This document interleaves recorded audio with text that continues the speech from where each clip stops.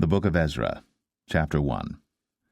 Now in the first year of Cyrus, king of Persia, that the word of the Lord by the mouth of Jeremiah might be fulfilled, the Lord stirred up the spirit of Cyrus, king of Persia, that he made a proclamation throughout all his kingdom, and put it also in writing, saying, Thus saith Cyrus, king of Persia, The Lord God of heaven hath given me all the kingdoms of the earth, and he hath charged me to build him an house at Jerusalem, which is in Judah.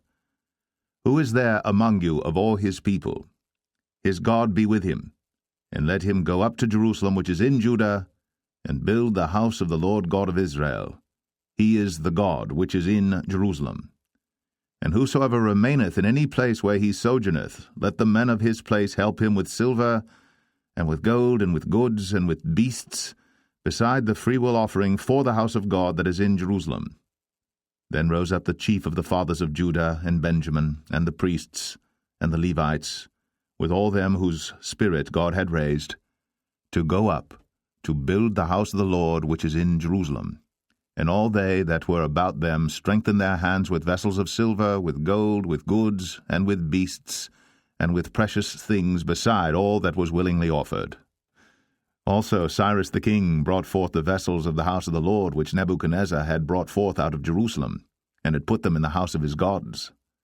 Even those did Cyrus king of Persia bring forth by the hand of Mithredath the treasurer, and numbered them unto Sheshbazzar the prince of Judah.